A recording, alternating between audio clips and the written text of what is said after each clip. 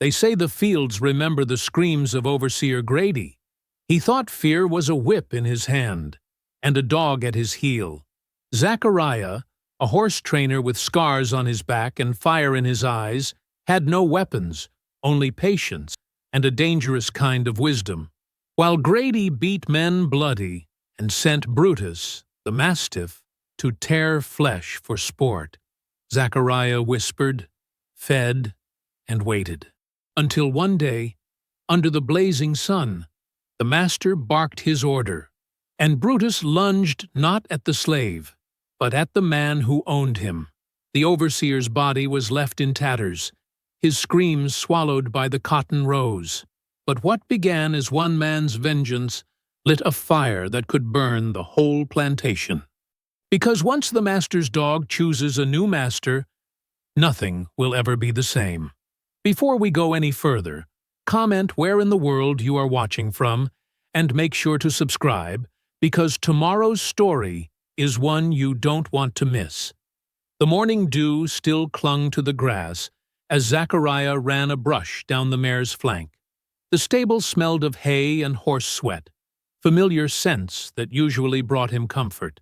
But today, his muscles stayed tight, his eyes darting to the open stable door every few moments. Something in the air felt wrong. The horses sensed it too. The bay stallion in the far stall pawed nervously at the ground. Animals always knew when trouble was coming. Zachariah worked in silence, his movements careful and practiced. 20 years of training horses had taught him patience, when to push, when to back away, when to stay quiet. Outside voices grew louder. Zachariah paused, brush held mid-stroke. "Move faster, boy!" The sharp voice of Overseer Grady cut through the morning calm. "Water don't carry itself." Zachariah set down his brush and moved to the stable door. Through the gap, he saw young Caleb, no more than 8 years old, struggling with a bucket that was nearly half his size.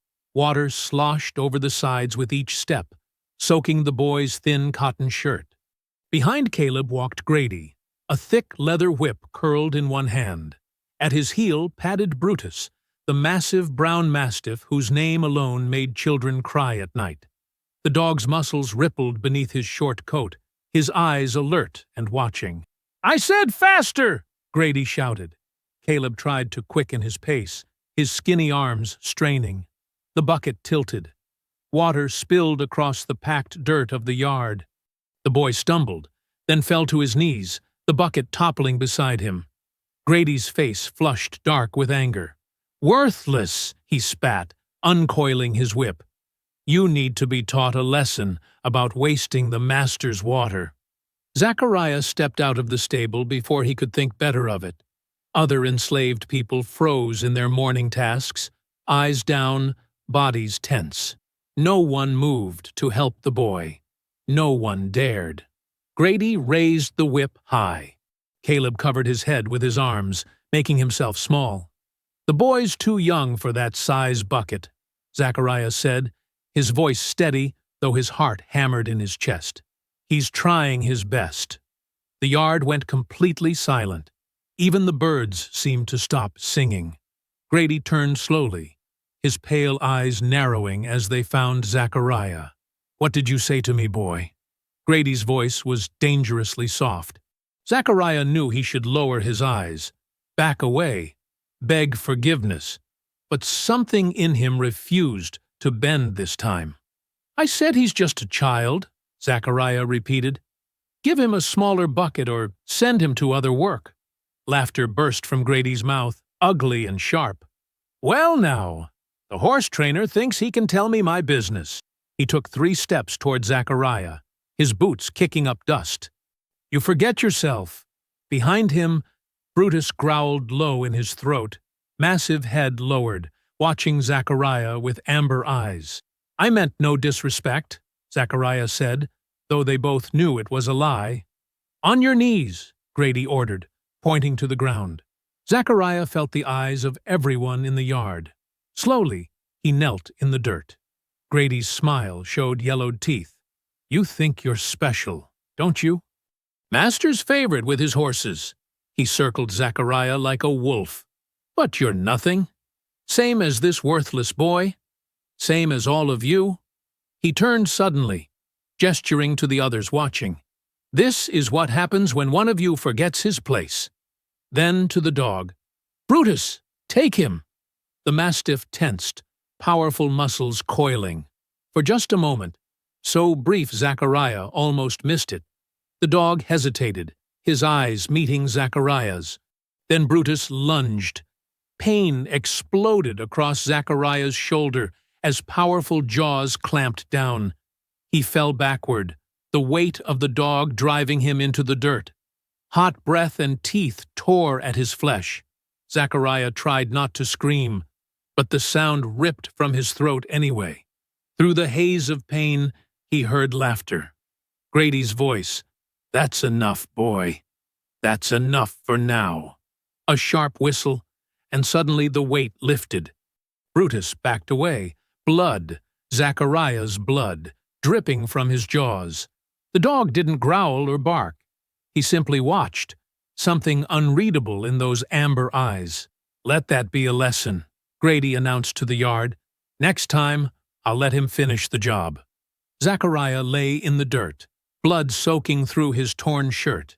The pain came in waves, hot and sharp. But through it all, a strange clarity filled his mind. He looked at Brutus, standing obediently at Grady's side, the dog that had just torn his flesh, the weapon used against them all. And Zachariah saw something no one else noticed, doubt in the animal's eyes, hesitation before the attack. That night, in the cramped quarters, Dinah pressed a wet cloth to Zachariah's mangled shoulder. The firelight cast long shadows across the walls, making giants of them all. "You shouldn't have spoken up," Dinah whispered, her gentle hands at odds with the worry in her voice. "Grady's been looking for a reason to hurt you." Zachariah said nothing, his eyes fixed on the dancing flames. Around them, others whispered. They'd seen Grady mark men before. They knew what usually followed. "He'll kill you next time," Jonas said from across the room. "You know that, don't you?" Still, Zachariah remained silent. Dinah dipped the cloth in water again, wringing it out. Blood tinged the bowl pink. "What were you thinking?" she asked softly. "That boy wasn't your concern." "He's all our concern," Zachariah finally said, his voice rough with pain. The fire crackled, sparks rising toward the ceiling. Zachariah watched them burn bright, then fade to nothing. But in his mind, he saw different flames, larger ones. He saw Brutus's eyes, that moment of hesitation. He saw the mastiff's powerful jaws, jaws that could just as easily close around Grady's throat as his own. He stared into the fire and felt something shift inside him. The pain in his shoulder seemed to burn away, leaving behind something harder, colder. They'd made him bleed today, but blood could feed flames just as well as oil. Dawn broke harsh and unforgiving as Zachariah made his way to the stables. Each step sent fresh pain through his shoulder. The bite wounds had barely closed, and dried blood still crusted his bandages. "Move faster!" Grady shouted from the porch of the overseer's cabin. "Those horses don't feed themselves." Zachariah kept his eyes down, his pace steady despite the pain. He could feel Grady watching him, waiting for any excuse to finish what Brutus had started. The stable door creaked as he pushed it open. Inside, the horses nickered softly, recognizing him even in his weakened state. The bay stallion stretched his neck over the stall door, nostrils flaring. "I know," Zachariah whispered, patting the horse's nose. "I smell like blood. Don't worry." As he reached for a pitchfork, movement near the stable entrance caught his eye. Brutus stood in the doorway, his massive head lowered, watching. Zachariah froze. The mastiff's amber eyes seemed to study him, but the dog made no move to attack. Grady's voice called from outside. "Brutus, keep an eye on him." The dog's ears twitched at his master's command. He padded into the stable and settled on a pile of hay, eyes never leaving Zachariah. Carefully, Zachariah began his work. He moved slowly, filling feed buckets with oats, his injured arm held close to his body. The pain made his head swim, but he couldn't afford to show weakness, not with Brutus watching. When he finished feeding the horses, Zachariah reached into his pocket. He'd saved a piece of cornbread from last night's meager meal. Breaking off a small chunk, he held it in his palm and turned toward the dog. "Hungry, boy?" he asked softly, keeping his voice calm and low, the same tone he used with skittish colts. Brutus raised his head, suddenly alert. His eyes darted between Zachariah's face and the food. "It's all right," Zachariah murmured. "Just between us." He placed the cornbread on the ground halfway between them and backed away. Brutus remained still, suspicious. But after Zachariah returned to his work, the dog crept forward and sniffed the offering. A moment later, it disappeared into his mouth. The next morning followed the same pattern. Zachariah worked while Brutus watched. This time, he'd managed to save a small piece of salt pork. When he was certain no one was near, he placed it on the ground. "Good boy," he whispered, as Brutus took the food. "That's right." The dog didn't wag his tail or show any sign of friendliness, but he didn't growl either. It was a start. On the third day, Brutus entered the stable before Zachariah arrived. The dog was waiting, his eyes tracking Zachariah's movements with what seemed almost like anticipation rather than hostility. "You're early today," Zachariah said quietly, slipping the dog a piece of chicken he'd risked stealing from the kitchen. This time, Brutus took it directly from his outstretched hand, careful not to touch skin with tooth. Days passed. Zachariah spoke constantly to the dog when they were alone, his voice gentle, using the same patient tones that had calmed the wildest horses. He never gave commands like Grady did. Instead, he spoke to Brutus, as if the dog understood every word. "You weren't born mean," he told the mastiff as he brushed the horses. "He made you that way, just like he tries to make us all mean or broken." Brutus listened, head tilted, eyes always watching. On the fifth evening, Dinah cornered Zachariah behind the quarters as he was returning from the stables. "I've seen what you're doing," she said, her voice barely above a whisper.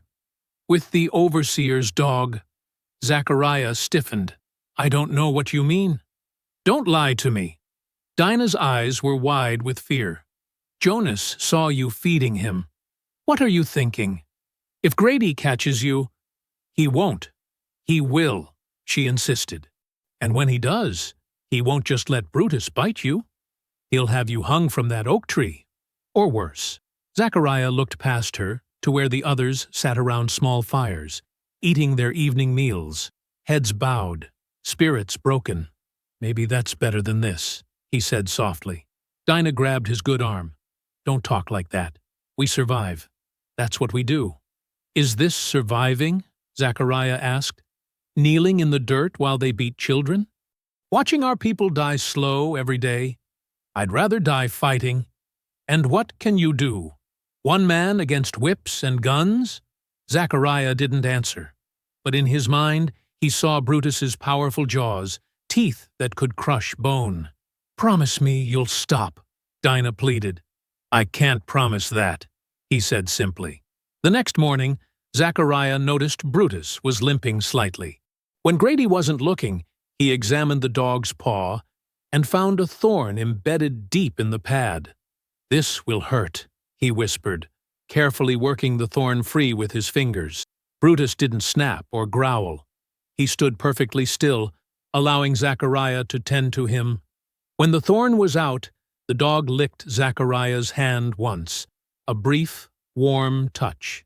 That evening, as twilight painted the sky purple, Zachariah left the stables later than usual. His shoulder throbbed less now, healing despite the daily labor. As he walked toward the slave quarters, he heard the soft pad of paws behind him. He turned. Brutus stood there, ears forward, watching him. "Go on back," Zachariah said softly. "He'll be looking for you." But the dog didn't leave. Instead, he followed, keeping a few paces behind as Zachariah walked. They moved together through the gathering darkness, past the empty fields, toward the dim lights of the quarters. Zachariah's heart pounded. If anyone saw Brutus following him like this, questions would be asked, suspicions raised, but he couldn't bring himself to chase the dog away. At the edge of the quarters, where the dirt path met the packed earth of the common area, Zachariah finally stopped. He knelt, bringing himself to eye level with the mastiff. "You need to go back now," he said firmly. Brutus stared at him, something like understanding in those amber eyes. Then, after a long moment, the dog turned and trotted back toward the main house. Zachariah watched him go, a strange mix of hope and fear stirring in his chest. The dog that had torn his flesh now followed at his heels. The weapon was beginning to turn. It was dangerous, more dangerous than anything he'd ever done. But as he stood at the edge of the quarters, watching Brutus's form disappear into the gathering darkness, Zachariah felt something he hadn't felt in years: power. The midday sun beat down mercilessly on the cotton field. Heat rose in shimmering waves from the ground, turning the air thick and hard to breathe. Rows of enslaved people bent over the plants, fingers bloodied from the sharp cotton bolls, backs aching from hours stooped beneath the burning sky. Sweat-soaked shirts clung to skin, and parched throats begged for water that wouldn't come until the overseer called break time. Zachariah worked his way down a row, his injured shoulder still stiff but healing. The puncture wounds from Brutus's teeth had closed into ugly red scars that pulled with every movement. He kept his head down, fingers moving steadily, plucking the white bolls and dropping them into his sack. From the edge of the field, Overseer Grady watched, tapping his coiled whip against his leg. Brutus sat beside him, panting in the heat, but his eyes followed Zachariah's movements. The dog had grown leaner in the past week, refusing food from Grady's hand, accepting it only from Zachariah in the early mornings when they were alone. "Move faster!" Grady shouted across the field. "Anyone not meeting their quota gets the whip tonight." The workers bent lower, fingers moving more desperately. A young woman named Sarah stumbled 2 rows over from Zachariah. Her pregnant belly made it difficult to bend, and she'd been working since before dawn. As she straightened to stretch her aching back, her basket tipped, spilling some cotton onto the ground. Grady's eyes narrowed. "You!" he shouted, pointing at Sarah. "Pick that up and get back to work." "Yes, sir," she whispered, her voice barely audible as she struggled to kneel down. "Too slow!" Grady stormed across the field, whip raised. "You lazy!" The crack of leather split the air as the whip came down across Sarah's shoulders. She cried out, falling to her knees. "Stop!" Zachariah said, the word escaping before he could think better of it. The field went silent. Faces turned, eyes wide with fear and disbelief. No one spoke to Grady that way. No one. The overseer turned slowly, his face red with rage and heat. "What did you say to me, boy?" Zachariah stood straight, his sack of cotton dropping to the ground. "She's with child. She needs water." Grady's face twisted into an ugly smile.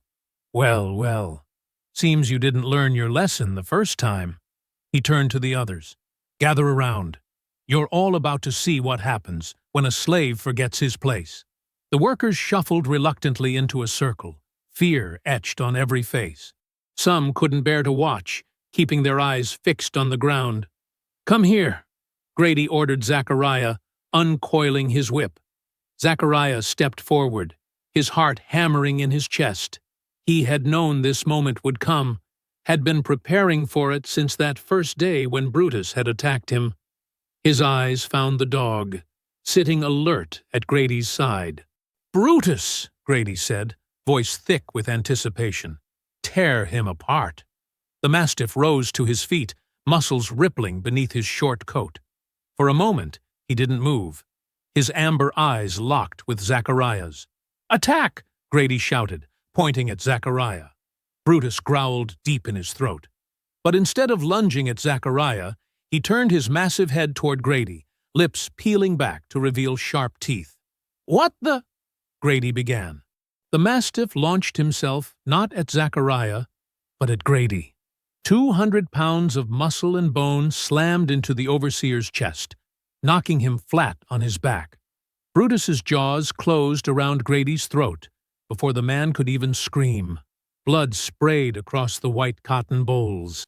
Grady's arms flailed, trying to push the dog away, but Brutus was relentless. His teeth tore through flesh, shaking his head from side to side like he was killing prey. The enslaved people scattered backward, some crying out in terror, others watching in stunned silence. A woman covered her child's eyes. An old man fell to his knees, praying in hushed tones. Grady's screams gurgled to silence as his windpipe collapsed beneath Brutus's jaws. His legs kicked once, twice, then went still. But Brutus didn't stop. He continued to tear and shake, blood darkening his muzzle, splashing onto the ground, staining the cotton a deep crimson. "Brutus," Zachariah called softly. "Enough." The dog's head snapped up, eyes finding Zachariah's. Blood dripped from his jaws, and pieces of Grady's flesh hung from his teeth. But at Zachariah's voice, the rage seemed to drain from him. He stepped off the overseer's body and padded to Zachariah's side, pressing against his leg like a loyal hound. No one moved. The only sound was the buzz of flies already gathering on Grady's corpse and the distant call of a crow. The sun continued to beat down, indifferent to the violence that had just unfolded. Sarah was the first to speak, her voice trembling. "They'll kill us all for this." Murmurs rippled through the group. Some nodded in agreement, fear plain on their faces. Others looked at Zachariah with something close to awe. "What have you done?" Jonas, the cook, whispered. "Master will hang every one of us when he finds out." "He turned that dog against its master," an old man said, crossing himself. "Like the devil himself." "Not the devil," Dinah said quietly, stepping forward to stand beside Zachariah. "Just a man who refused to be treated like an animal." Zachariah looked down at Brutus, still pressed against his leg, blood drying on his fur. The dog that had been trained to hunt and kill them was now their defender. The weapon had turned against its wielder. He raised his eyes to the gathered faces, seeing the mixture of fear, hope, and uncertainty reflected there. This single act, this moment of rebellion, would change everything. There was no going back now. The master would indeed seek vengeance. The patrols would come with guns and more dogs. Some might be beaten for information, others hanged as examples.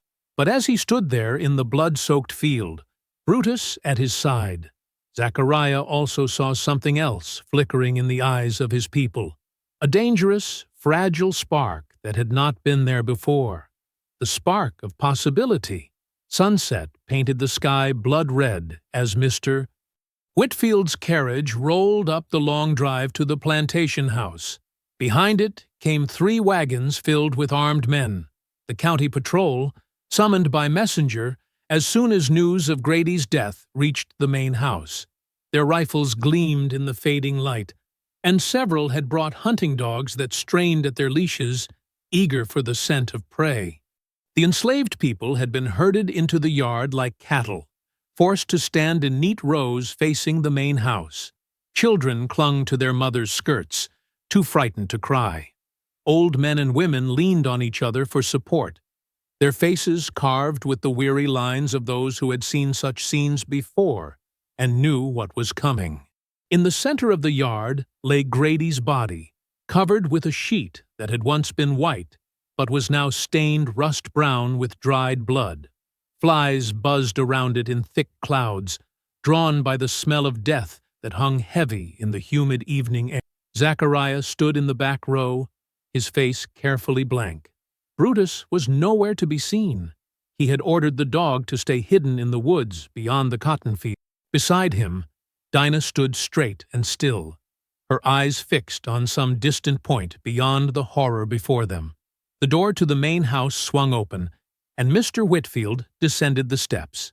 Unlike Grady, who had been all swagger and noise, Whitfield moved with the quiet precision of a man who knew his power needed no announcement. His fine suit was unwrinkled despite the heat, his white hair neatly combed back from a forehead creased with cold fury. "Uncover him," Whitfield ordered, gesturing to Grady's corpse. One of the patrolmen stepped forward and yanked away the sheet. A collective gasp rippled through the assembled slaves. In death, Grady looked small, his throat torn open in a ragged wound that revealed bone and gristle. His eyes stared sightlessly at the darkening sky, and his skin had taken on the waxy pallor of a day-old corpse. Whitfield surveyed the gruesome sight without flinching, then raised his eyes to the rows of people before him. "This," he said, his voice carrying easily across the yard, "is what happens when order is disturbed on my plantation." He clasped his hands behind his back and began to pace slowly before the front row. "My overseer, my property, destroyed like an animal, and not by any natural cause, but by human hands." A murmur of protest rose from the slaves. It had been Brutus who killed Grady, not human hands, but Whitfield silenced them with a sharp look. "The dog was merely the weapon," he continued, as if reading their thoughts. "Someone turned that animal against its master, someone who will pay dearly for this act of rebellion." He stopped pacing and turned to face them fully. "I am a reasonable man," he said, his voice dropping to a dangerous softness. "I provide food, shelter, clothing. In return, I expect only your labor and your obedience. Is that so much to ask?" No one dared answer. "Now I find myself with a problem," Whitfield continued. "An overseer dead, and a murderer hiding among you." His cold eyes swept the rows. "Unless the guilty party steps forward immediately, I will be forced to assume you are all complicit." Jonas, the cook, shifted nervously beside Zachariah. His eyes darted sideways, meeting Zachariah's for the briefest moment before looking away. "Collective punishment will begin at dawn," Whitfield announced. "No food rations for 3 days. 20 lashes for any man found outside the quarters after dark. And if the guilty party is not delivered to me by tomorrow evening—" He paused, letting the threat hang in the air. "I will select 5 of you at random for hanging." A soft cry escaped from someone in the crowd. A child began to sob. "The patrols will search the swamps tonight," Whitfield continued, gesturing to the armed men behind him. "Any slave found hiding or running will be shot on sight. Any slave found aiding the murderer will be executed alongside him." Jonas leaned slightly toward Zachariah, his voice barely a whisper. "They'll hang us all because of what you did. One man's pride ain't worth all our lives."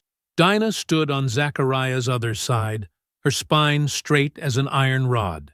She didn't speak, but her hand found his in the gathering darkness, squeezing once before letting go.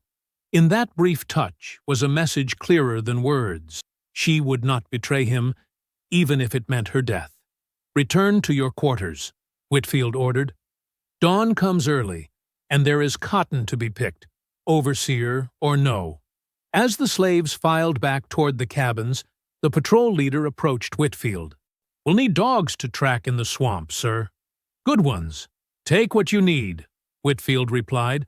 "But I want that man alive.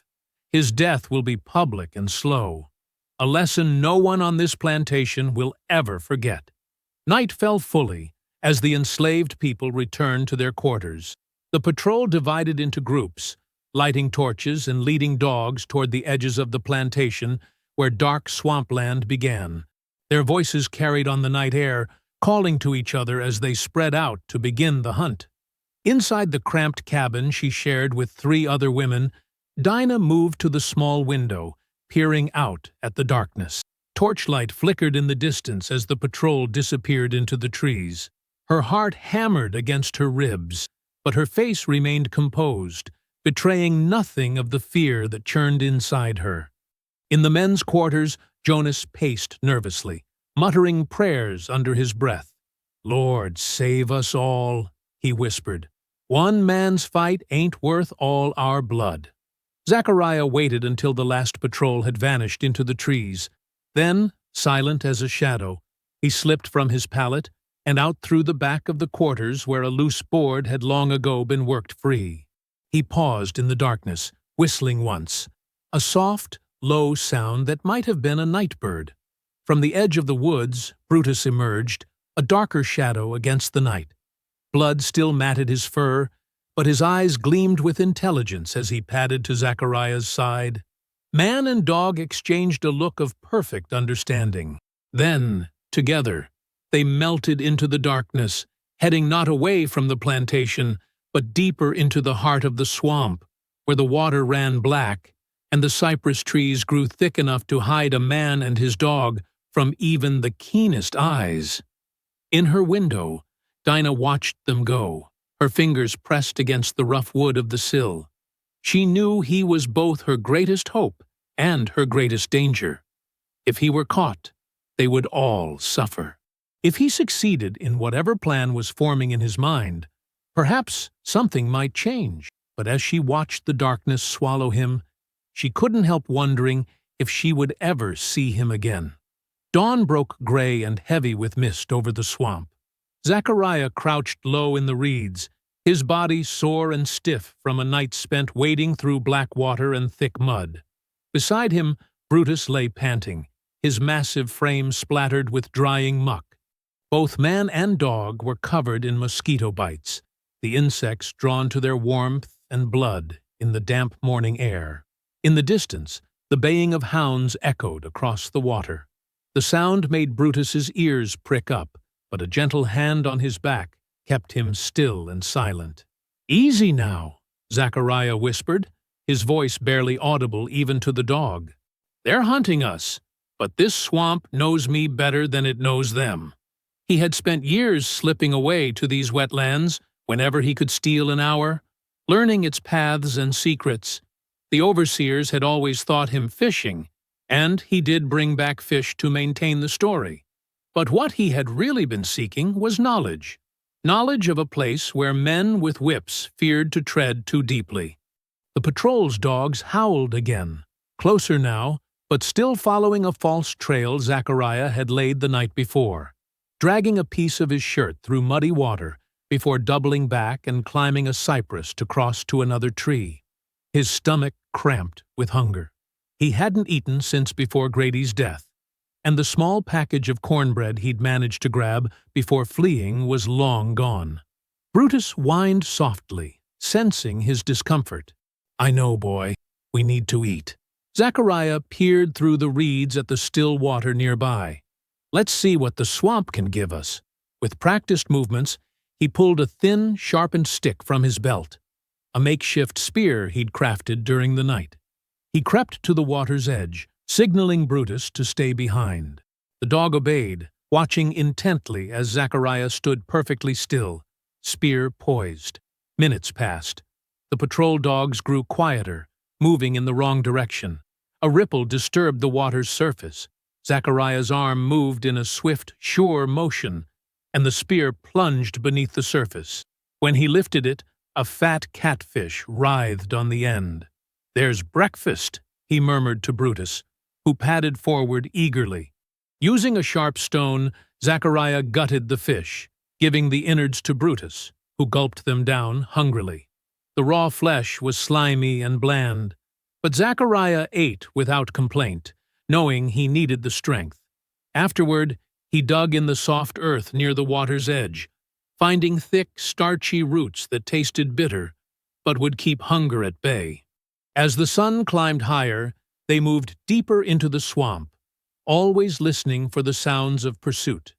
Zachariah taught Brutus to walk on the fallen logs and stones to leave fewer tracks, and to swim silently beside him when they had to cross open water.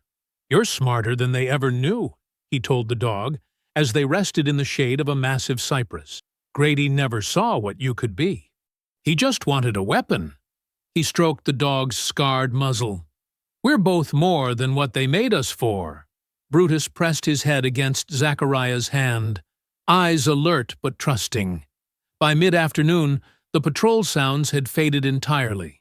Zachariah found a small island of relatively dry land nestled between cypress knees and covered with thick moss. There they finally slept, taking turns keeping watch, man sleeping while dog sat guard. Then Zachariah watching over Brutus as the big animal snored softly in exhaustion. Back on the plantation, the sun beat down mercilessly on the cotton fields. With Grady gone, Whitfield had appointed a temporary overseer, a wiry, red-headed man named Hobbs, who had little experience but great enthusiasm for the whip. "Faster!" Hobbs shouted, cracking the whip near Dinah's feet as she bent to pick cotton, her fingers bleeding from the sharp bowls. "Mr. Whitfield wants this field cleared by sundown." The absence of food rations had already weakened many. An old man collapsed in the next row, and Hobbs ordered 2 men to drag him back to the quarters without a drop of water. "Anyone else feeling faint?" Hobbs challenged, eyeing the rows of bent backs. "Maybe a taste of the whip will wake you up."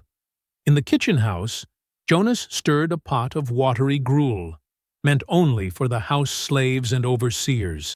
His own children, assigned to the fields despite their young age, would go hungry like the rest. His hands shook with anger and fear as he worked. "This is what comes of fighting back," he muttered to the younger kitchen helper. "I seen this before, back when I was just a boy on the Harrison plantation. Some men tried to rise up, killed an overseer. You know what happened next? They hung 6 men, whipped the women, sold all the children. That's what rebellion gets you." He glanced nervously out the window toward the fields where Dinah worked. "That girl's going to get herself killed, looking at Hobbs like that. And for what? For a man who run off with a dog while we all suffer." When the day's work finally ended, Dinah dragged herself back to the quarters, her dress soaked with sweat, her back aching from hours bent over cotton plants. Hobbs had singled her out repeatedly, sensing her defiance. Once he'd pressed the whip handle under her chin, lifting her face to his. "Mr. Whitfield thinks you might know something about your friend and that dog," he'd whispered, his breath hot on her face. "Said I should keep an extra close eye on you." Now, in the dim light of the quarters, she collapsed onto her pallet, too exhausted even to wash the dirt from her face. Around her, others wept quietly from hunger and fear. Children whimpered, their stomachs empty. Later that night, when most had fallen into fitful sleep, a shadow moved outside the women's cabin. A gentle scratch at the loose board near the back wall made Dinah's eyes snap open. Heart pounding, she slipped from her pallet and crept to the sound. Pushing the board aside, she found herself staring into Zachariah's exhausted face. Brutus stood silent guard behind him, blending into the darkness. "You shouldn't be here," she whispered urgently, even as relief flooded through her. "The patrols—" "I had to know what's happening," he replied, his voice rough from thirst. "Are you all right?" "We're being starved," she said, glancing back to ensure no one had woken. "Whipped for the smallest things. Whitfield is like a man possessed." She reached back into the cabin and pulled out a small bundle wrapped in cloth. "I saved this from my ration yesterday, before they cut us off completely." Inside was a small piece of cornbread, hard and dry. "It's not much." Zachariah took it gratefully, breaking off half for Brutus before eating his portion in 2 quick bites. "Listen to me," Dinah whispered, leaning closer. "Whitfield told Hobbs today that if you're not caught by tomorrow night, he'll start the executions. He's going to make examples, starting with the strongest men." Her voice dropped even lower. "You need to get far away from here. Head north. Don't come back."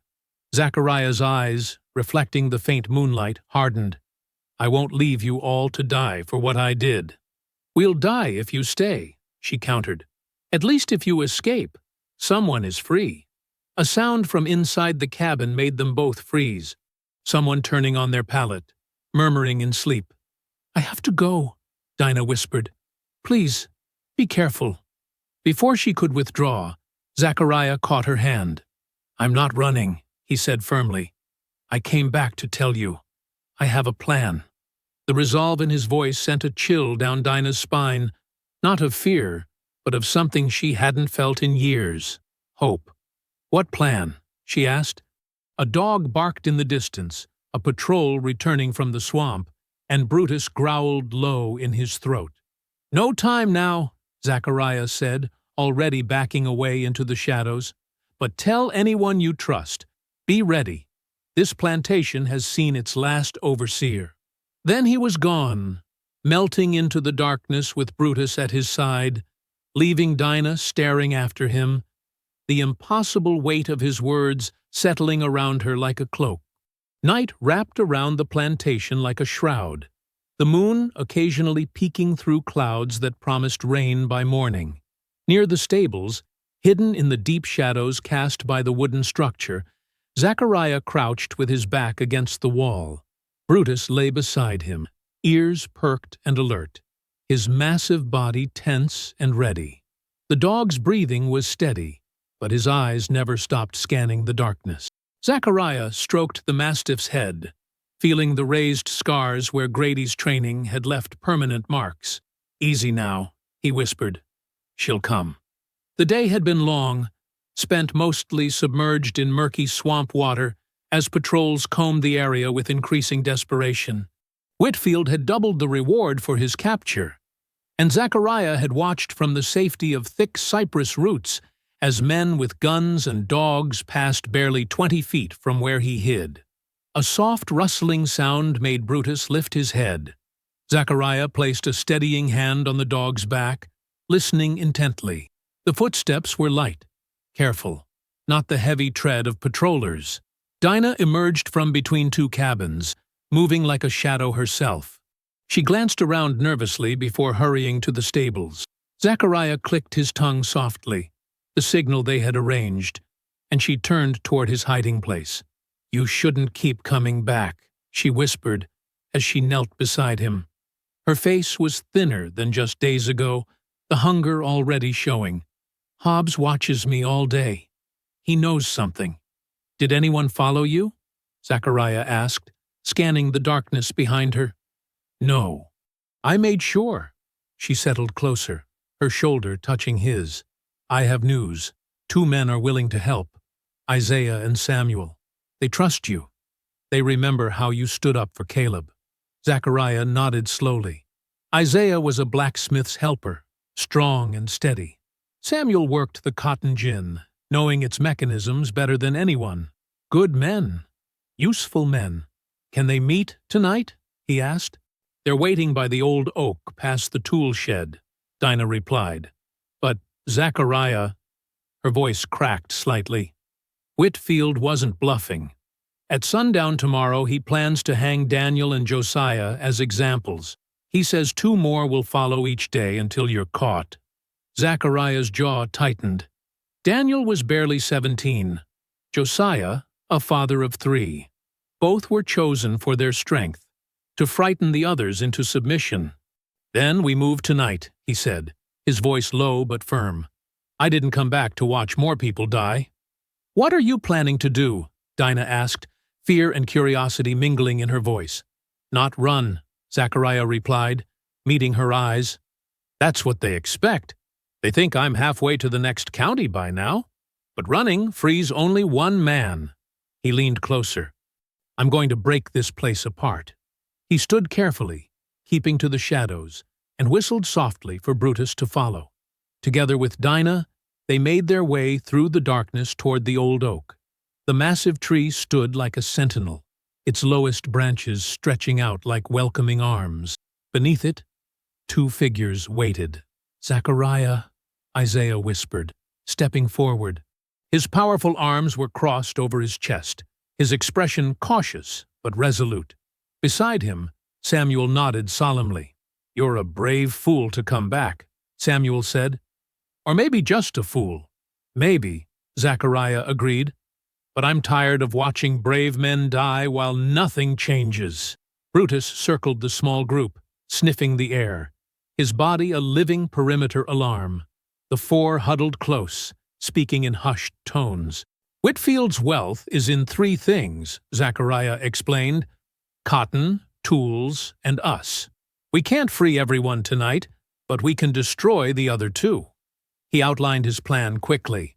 Samuel would tamper with the cotton gin's mechanisms, not obviously, but enough to cause a catastrophic breakdown when run at full speed. Isaiah knew where the tools were stored and how to sabotage wagon axles so they would break when loaded. "And the cotton?" Dinah asked. "Fire," Zachariah said simply. "The storage shed has 3 weeks' harvest waiting for transport. Without it, Whitfield misses his contract with the buyers." Isaiah shook his head. "They'll know it was us. The reprisals will come whether we act or not," Zachariah finished. "Daniel and Josiah hang tomorrow regardless. This way, at least Whitfield bleeds too." A tense silence fell over the group. In the distance, a patroller's lantern swung as he made his rounds near the main house. "What about the dog?" Samuel asked, eyeing Brutus warily. "He's as recognizable as you are." "Brutus stays with me," Zachariah said. "If we're cornered, he'll buy us time." They spoke for several more minutes, planning each step carefully. When to move, where to meet afterward, how to create alibis for those who stayed behind. As they finished, a soft rustling from behind the tool shed made them all freeze. Brutus growled low in his throat, turning toward the sound. Zachariah signaled for silence, then crept forward, the dog at his side. Behind the shed, a figure turned to flee, but Brutus lunged, catching a sleeve in his teeth. "Please," a voice gasped. "Don't let it kill me." Zachariah pulled the struggling figure into the moonlight. Jonas, the cook, his eyes wide with terror. "What are you doing here, Jonas?" Zachariah demanded, keeping his voice low but hard. I was just getting air," Jonas stammered. "Couldn't sleep with the children crying from hunger." "How much did you hear?" Isaiah asked, stepping forward threateningly. Jonas looked between them, swallowing hard. "Enough," he admitted, "but I won't say nothing. I swear it." Dinah moved closer. "Jonas, you know what happens tomorrow if we do nothing. And you know what happens to all of us if you burn this place," Jonas hissed. "My children are here, Dinah. My wife. You think Whitfield won't kill every last one of us if his cotton burns?" "He needs us alive to rebuild," Zachariah countered. "That's our protection." Jonas shook his head, eyes darting to each face. "You're dreaming, Zachariah. This ain't freedom you're making. It's a grave for all of us." He looked at Brutus, still holding his sleeve. "Call off your devil dog. I told you, I won't speak of this." Zachariah studied the man's face, seeing the fear there, not just for himself, but for his family. Slowly, he signaled Brutus to release him. "Go back to your cabin, Jonas," he said quietly. "Tend to your children. Tomorrow night, keep them inside, away from the sheds." Jonas backed away, rubbing his arm where Brutus had held him. "You're going to get us all killed," he whispered. But there was doubt in his voice now, not just fear. After Jonas disappeared into the darkness, Samuel turned to Zachariah. "Can we trust him?" "We have no choice," Zachariah replied. "Dawn's coming soon. We need to move." They separated quickly, each to their assigned tasks. Dinah lingered last, her hand finding Zachariah's in the darkness. "Be careful," she whispered. "Hobbs has men watching the swamp edge. We'll be waiting at the old cypress when it's done," he assured her. Before she could leave, he added, "Dinah, the fire we light tomorrow must burn more than cotton." "What do you mean?" she asked. "It needs to burn the fear out of us," he said, his voice intense. "All of us. Or nothing changes." She nodded slowly, understanding flowing between them without more words. Then she was gone, slipping back toward the quarters. Zachariah whistled softly, and Brutus fell in beside him as they melted back into the pre-dawn darkness, making their way toward the swamp that had become their temporary sanctuary. Behind them, the plantation slept, unaware that its foundations were already beginning to crumble. The following evening crept over the plantation like a stalking predator. Dark clouds hung low, pregnant with coming rain, the air thick enough to cut with a knife. Heat lightning flashed silently in the distance, briefly illuminating the fields and buildings in stark relief before plunging them back into shadow. Zachariah watched from the edge of the swamp as lanterns were lit in the quarters.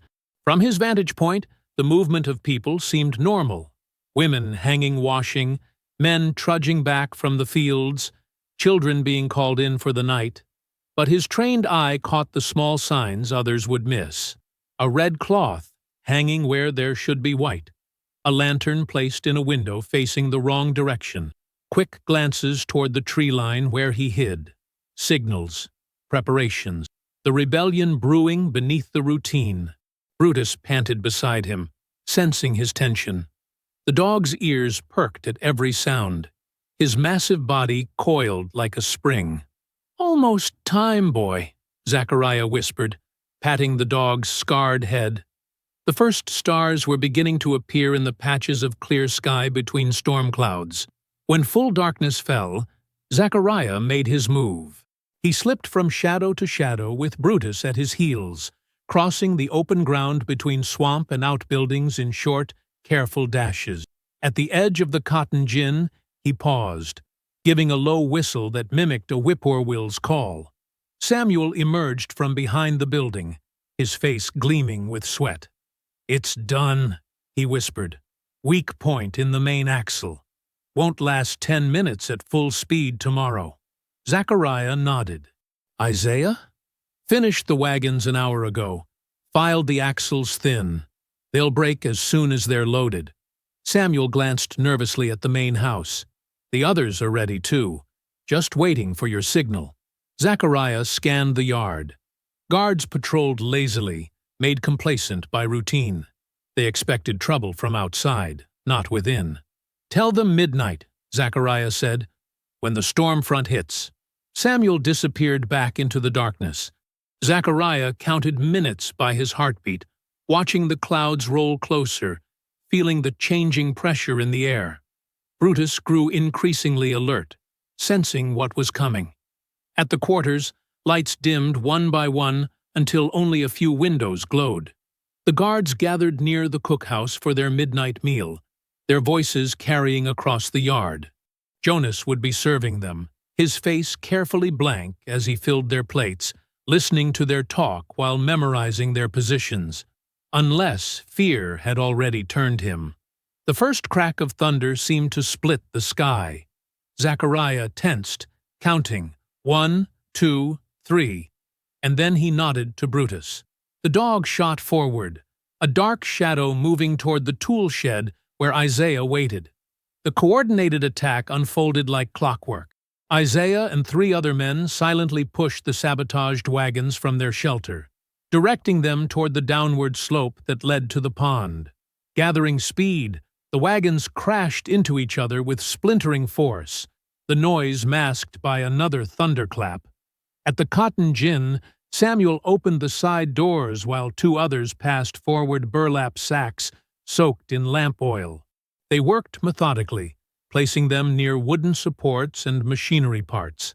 Zachariah himself moved toward the storage shed, where 3 weeks' worth of picked cotton waited for transport. The white bowls gleamed faintly in the darkness, like ghostly heads watching his approach. He carried a small flask of oil and a wrapped torch. A guard rounded the corner unexpectedly, lantern raised. "Who's there?" Zachariah froze, but Brutus didn't. The massive dog launched forward with a growl that seemed to come from the depths of hell itself. The guard barely had time to shout before Brutus slammed into his chest, sending him sprawling. The lantern shattered, oil spilling across the packed dirt. The shout alerted the other guards. Lanterns bobbed as they ran toward the commotion. But by then, it was too late. Zachariah struck his flint. The first torch blazed to life, and he touched it to the oil-soaked cotton. The fire caught with a hungry whoosh, spreading faster than thought. Across the yard, similar flames erupted from the gin house and other buildings. For one glorious moment, Zachariah stood watching as orange flames climbed skyward, illuminating the faces of enslaved people who had emerged from their cabins. In their eyes, he saw something he'd never seen before. Not just fear, but wonder, power, the realization that they were not helpless. "Burn!" someone shouted from the darkness, the voice unrecognizable with emotion. "Burn it all down!" The flames roared higher, feeding on dry wood and cotton, creating their own wind. Sparks flew upward to meet the lightning. The guards ran in confusion, some trying to organize a bucket line, others firing blindly into the darkness. Brutus stood at Zachariah's side, teeth bared at anyone who came close. Together they circled toward the quarters where Dinah waited with the others who planned to flee tonight. But something was wrong. The path to the meeting point was empty. Zachariah paused, uncertain, feeling the first drops of rain on his face as the storm finally broke overhead. Movement near the main house caught his eye. Jonas, running up the steps to the front door, pounding urgently. The door opened, spilling yellow lamplight onto the porch. Whitfield's tall figure appeared, listening as Jonas pointed toward the fires, then toward the quarters. "No," Zachariah breathed, the triumph draining from him. The betrayal happened fast. Whitfield shouted orders, and armed men who had been waiting inside poured out, heading not toward the fires, but toward the quarters. They knew. They had been prepared. Rain began to fall in earnest, but it was too late to douse the fires that now engulfed half the plantation's buildings. Too late to stop what Jonas had set in motion. Zachariah ran for the quarters, Brutus loping beside him. He had to reach Dinah, had to warn the others, but the armed men got there first. By the time Zachariah reached the edge of the slave cabins, patrols were already dragging people out into the rain. Women screamed, children cried, men struggled against rifles pressed to their backs. From his hiding place in the shadows, Zachariah watched in horror as Dinah was pulled from her cabin, her arms twisted behind her. Her eyes swept the darkness as if searching for him, her face set in defiant lines despite her fear. "This one," Whitfield said, pointing at her as rain streamed down his face. "She'll talk. Take her to the house." Two men dragged her away, her bare feet leaving tracks in the mud. Others continued the search, pushing through cabins, overturning beds, looking for conspirators. Dawn was approaching, the faint grayness visible through the storm clouds. The fires still smoldered despite the rain, sending plumes of black smoke into the lightening sky. But the brief flame of rebellion was being extinguished by gun barrels and whips. Zachariah crouched in the shadows, rage and despair warring in his chest. Brutus pressed against him, sensing his anguish. They could not fight these numbers, not directly. But Dinah was being taken, and with her, hope itself seemed to be slipping away. The rain fell harder, soaking through his clothes, but Zachariah barely felt it. All he saw was Dinah's face as they took her, the trust in her eyes even as they dragged her toward the big house, trust that he would find a way. Noon sun filtered weakly through the cypress trees, casting dappled light across the swamp water. Zachariah lay on a small island of relatively dry ground, his back pressed against a fallen log. His clothes were still damp from the morning's rain, clinging uncomfortably to his skin. Beside him, Brutus panted heavily, his massive head resting on his paws. The dog's right flank bore an angry red gash where a bullet had grazed him during their escape from the plantation. Zachariah had washed it as best he could with swamp water and bound it with a strip torn from his shirt, but the wound was clearly causing Brutus pain. "Easy, boy," Zachariah murmured, resting a hand on the dog's head. His own body ached from exhaustion and hunger. They'd been unable to take food in their hasty retreat, and the few berries he'd found weren't enough to satisfy either of them. A rustle in the undergrowth sent Brutus's head up, a low growl building in his throat. Zachariah tensed, reaching for the sharpened stick he'd fashioned into a makeshift spear. "Zachariah?" The whisper came hesitantly. "It's me, Isaiah." Zachariah relaxed slightly, but kept the spear ready. "Come forward slow." Isaiah emerged from the cypress knees, his clothes torn and muddy. His face was scratched, and a bruise darkened one eye. He held up empty hands to show he carried no weapon. "They beat me, but I got away," Isaiah said, voice trembling. "I ran soon as I saw what was happening. Ain't nobody following me, I made sure." "What happened after I left?" Zachariah asked, motioning for the man to sit. Isaiah sank down onto the damp ground, his legs seemingly unable to hold him any longer. "It's bad, Zachariah. Real bad.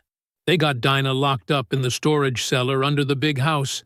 Whitfield's saying she'll hang at sunset tomorrow unless you turn yourself in." Zachariah's heart seemed to stop in his chest. "And the others? Some got whipped till they couldn't stand. Samuel's foot got shot. They working everybody double now. Even the children." Isaiah swallowed hard. "And Jonas told them everything.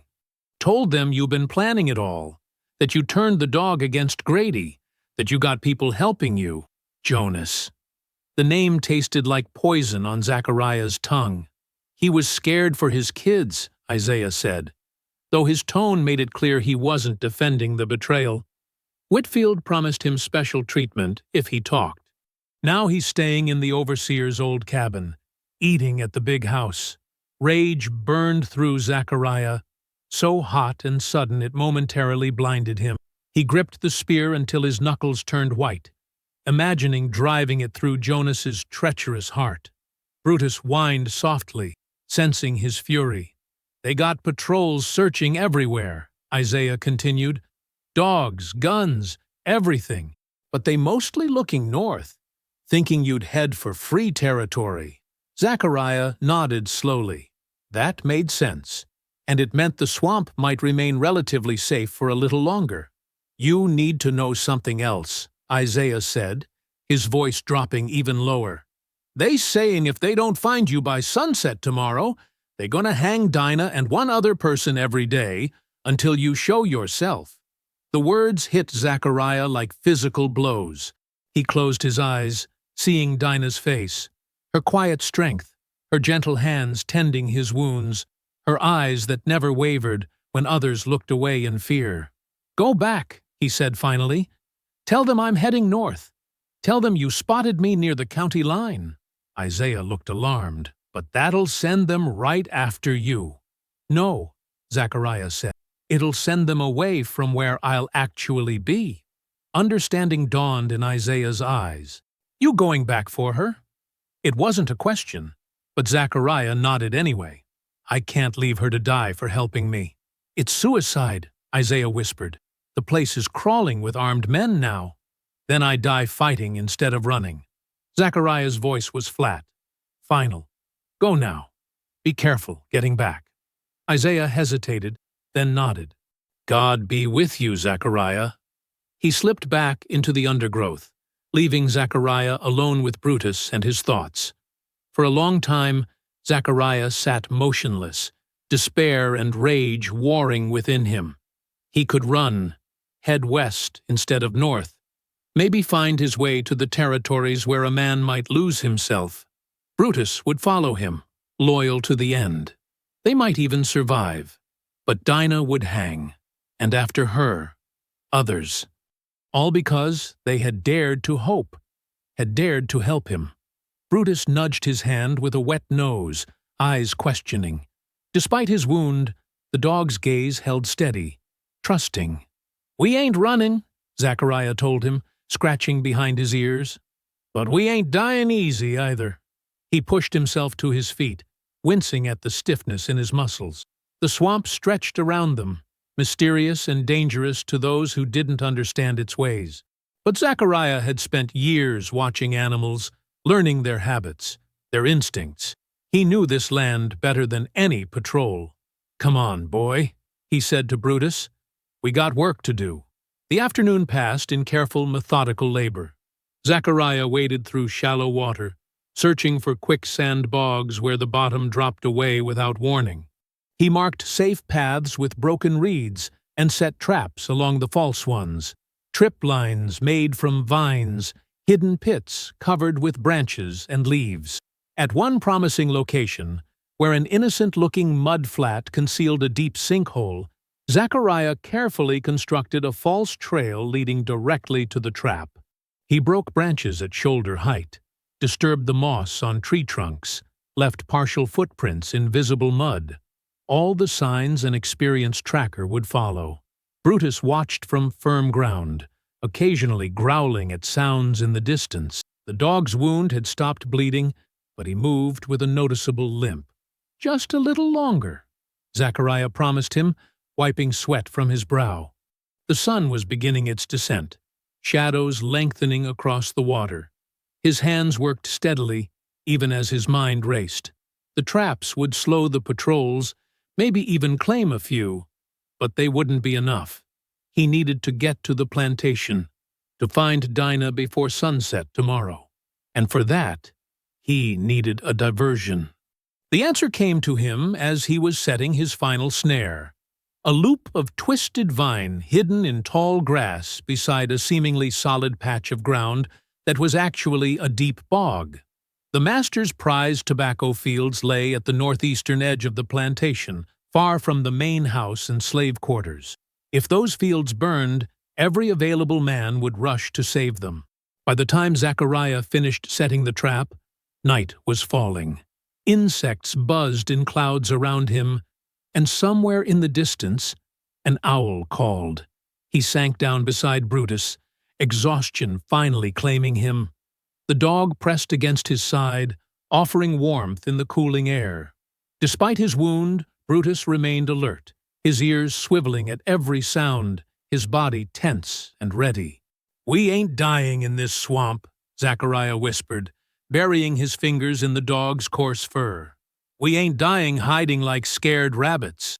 If we die fighting, and we take as many of them with us as we can." Brutus growled softly, as if in agreement. In the growing darkness, his eyes reflected what little light remained, steady, unafraid, and utterly loyal. Dawn broke with a thin, watery light that barely penetrated the morning mist hanging over the plantation. In the main yard, slaves were being herded into rows by armed men. Their faces were drawn with exhaustion and fear as they shuffled into place, forming a grim audience for what was to come. Whitfield stood on the porch of the big house, watching the preparations with cold eyes. He wore his Sunday coat despite the heat, as if to mark the occasion as something formal and righteous.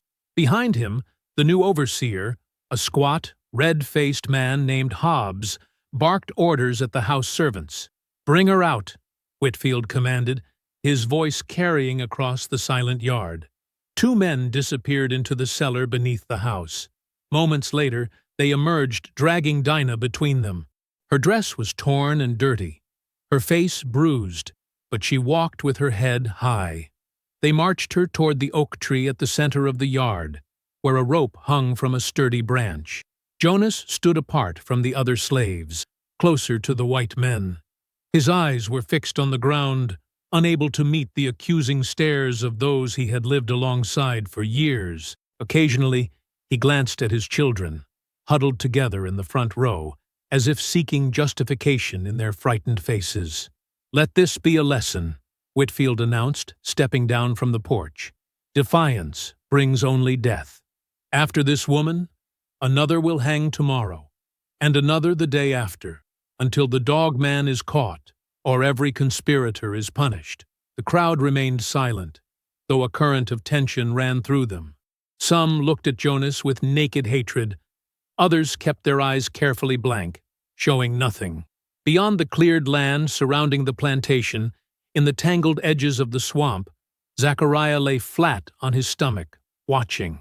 Mud and crushed leaves covered his skin and clothes, disguising his scent and breaking up his outline. Beside him, Brutus waited, his massive body similarly camouflaged, only his amber eyes alert and moving. From his hiding place, Zachariah could see 2 patrols had already fallen victim to his traps. In the distance, men shouted as they struggled to pull a companion from quicksand. Closer to the edge of the property, another group had scattered. When they disturbed a water moccasin nest, Zachariah had carefully herded into their path. Now most of the remaining guards were gathered for the execution, just as he had hoped. At the oak tree, one of the men roughly pushed Dinah up onto a wooden barrel. She stumbled, but didn't fall. Her hands were bound behind her back, making it hard for her to balance. "I'll ask one more time," Whitfield said, approaching her. "Where is Zachariah hiding?" Dinah looked down at him, her face calm despite the rope being fitted around her neck. "I don't know," she said, her voice clear enough to carry across the yard. "And if I did, I wouldn't tell you." Whitfield's mouth tightened. "Then you die for nothing." He turned to Hobbs. "Proceed." Zachariah tensed, readying himself. He touched Brutus lightly, signaling the dog to stay, then began crawling backward, away from his observation point. Once clear, he moved in a low crouch through the tall grass toward the tobacco fields. The fields were empty, everyone having been called to witness the execution. Zachariah moved quickly, using a flint to strike sparks into the dry tobacco leaves. The morning dew had already burned off in the rising heat, and the plants caught fire easily. Within moments, flames began to spread along the neat rows. Back in the yard, Hobbs was reaching for the barrel under Dinah's feet when a shout went up from the direction of the fields. "Fire! The tobacco's burning!" Whitfield whirled around, his face contorting with rage and alarm. "Put it out!" he bellowed. "Hobbs, take men, and put it out now!" The execution paused as half the armed men ran toward the blazing fields. Smoke rose in thick plumes, black against the morning sky. The slaves stirred uneasily, sensing the disruption of routine, the opening of possibility. This was the moment Zachariah had been waiting for. He whistled sharply, the signal for Brutus, then burst from hiding at the edge of the yard, moving with startling speed for the oak tree. Screams and shouts erupted. The remaining guards fumbled for their weapons, but Zachariah was already among them, a whirlwind of desperate strength. He knocked the first man down with a shoulder charge, seized his rifle, and swung it like a club at the second. Brutus emerged from another direction, limping but terrible in his ferocity. His jaws clamped around the arm of a guard about to shoot Zachariah, and the man screamed, his shot going wild. Chaos engulfed the yard. Some slaves scattered. Others, seeing their chance, joined the fight, grabbing stones, tools, anything that could serve as a weapon. Zachariah reached the oak tree, leaping onto the barrel beside Dinah. With one swift movement, he pulled the noose from her neck and sliced the ropes binding her hands using a knife he'd hidden in his belt. "Run!" he shouted in her ear as he helped her down. Dinah gripped his arm. "Not without you." Whitfield, seeing his authority collapsing around him, drew a pistol from his coat. "Kill them!" he roared, aiming at Zachariah. "Kill them all!" But before he could fire, a figure lunged at him from the side. Jonas. The cook's face was twisted with anguish and resolve as he drove a kitchen knife deep into Whitfield's side. "My children," Jonas gasped, his eyes meeting Zachariah's across the yard. "Take them too." The words had barely left his lips when one of the remaining guards fired. Jonas staggered, a red stain blooming across his chest, then collapsed to the ground. Whitfield fell to his knees, clutching his bleeding side, his face a mask of disbelief. The pistol dropped from his fingers. Brutus bounded forward, ignoring his wounds, and stood over the fallen master, teeth bared in a snarl that dared anyone to approach. Blood matted the dog's coat, but his eyes burned with fierce protection. Zachariah pulled Dinah close as more fires broke out. Slaves were setting torch to wagons, barns, anything that would burn.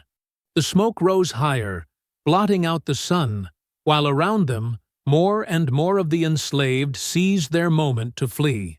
Fire swept through the plantation with hungry fury. What had begun as controlled burns in the tobacco fields now raged unchecked, leaping from the dry cotton stores to the wooden barns and outbuildings.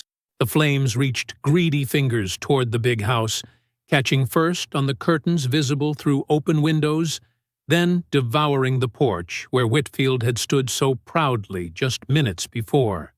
The yard had transformed into chaos. Enslaved men and women moved in all directions, some fleeing toward the woods, others standing frozen, watching with wide eyes as their prison burned. The remaining guards had abandoned their posts, more concerned with saving their own lives than capturing runaways. Through the thickening smoke, Zachariah kept his grip on Dinah's hand. Blood trickled from a cut above his eye, but his gaze remained clear and determined. Brutus stayed close to his side, the massive dog's fur singed in places, his movements stiff but purposeful. "Jonas's children!" Dinah shouted above the roar of the fire, pointing toward two small figures huddled against the cookhouse wall. "We need to get them." Zachariah nodded and changed direction. As they neared the cookhouse, more people joined them. 3 field workers, a young woman from the laundry, an older man who'd worked the stables alongside Zachariah. Without words, they formed a group, instinctively staying together for protection. When they reached the children, the boy, no more than 8, clung to his younger sister, his face streaked with tears and soot. "Your father sent us," Zachariah said, crouching down. "Come with us now." The boy looked past him toward where Jonas's body lay sprawled in the dirt, and his face crumpled. But he stood, pulling his sister up with him. "We need to move through the eastern fields," Zachariah told the group, his voice low but carrying. "The fire's thinner there, and it leads straight to the swamp. Stay low.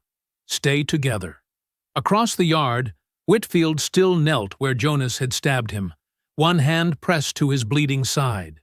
His face had gone gray, his eyes wide with disbelief, as he watched his property, his world, burn around him. 2 house servants had tried to help him to his feet, but he'd waved them away, shouting orders that no one followed anymore. As Zachariah's group began moving toward the eastern fields, Whitfield spotted them. With a final surge of fury, he staggered to his feet, retrieving his fallen pistol. "Stop them!" he bellowed, though no one remained to obey. He raised the pistol with a shaking hand. The shot cracked above the fire's roar. One of the field workers cried out, stumbling, but his companions caught him before he fell. Whitfield tried to aim again, but his strength was fading with his blood. Brutus growled, turning back toward the threat, but Zachariah called him forward. "Leave him," he commanded. "The fire will finish what Jonas started." They hurried on, supporting the wounded man between them. Behind them, the big house's roof caught fire with a whoosh that sent sparks spiraling into the sky. A support beam crashed down, and screams rose from inside. Whitfield's family, or remaining servants, impossible to tell. The heat pressed against their backs as they reached the edge of the cotton fields. The fire hadn't spread here yet, but smoke rolled across the ground like fog, making it hard to see and breathe. Dinah tore strips from her skirt, soaking them in a water trough before passing them out to cover mouths and noses. Jonas's little girl began to cough, her eyes streaming. Without hesitation, Zachariah lifted her onto his shoulders. "Hold tight," he told her. "Not much farther now." They moved as quickly as they could through the rows of cotton, the plants still unburned but tainted by smoke. Behind them, more explosions rocked the main buildings as barrels of lamp oil and whiskey caught fire. The sound of the plantation's death throes followed them like angry ghosts. At the edge of the swamp, they paused to look back. The entire western sky seemed aflame, the buildings now just black silhouettes against an orange-red backdrop. Where Whitfield had fallen, there was now only fire. Jonas's body lay where it had fallen, but the flames were approaching quickly. Soon, the betrayer-turned-savior would be indistinguishable from the ashes of the world he'd both preserved and helped destroy. "He saved us in the end," Dinah murmured, looking back at the burning yard. "Fear made him betray us," Zachariah answered, his voice heavy. "Love made him save us. Remember him for the latter." The swamp welcomed them with its familiar darkness and damp embrace. Zachariah led them along paths only he knew, avoiding the quicksand and snake nests he'd used to trap the patrols. Brutus limped ahead, occasionally stopping to sniff the air, then continuing with confident steps despite his injuries. They traveled through the night, putting as much distance as possible between themselves and what remained of the plantation. The wounded man grew weaker, but they fashioned a stretcher from branches and cloth, refusing to leave him behind.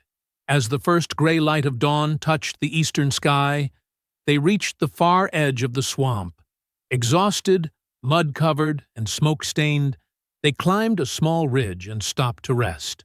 From this vantage point, they could see back the way they had come. The plantation was now just a smoldering ruin on the horizon, thin tendrils of smoke still rising into the clearing sky. The fields that had once been ordered rows of green and white were blackened scars on the land. Zachariah stood silently, Jonas's daughter still on his shoulders, her small hands gripping his hair as she slept from exhaustion. Brutus settled beside him, panting heavily but alert, his scarred body somehow dignified in the morning light. Among the ashes of the distant yard, something glinted in the first rays of sun. Chains, whips, the metal collars and tools of bondage rendered useless in the destruction. "What now?" asked the stableman, his voice rough from smoke.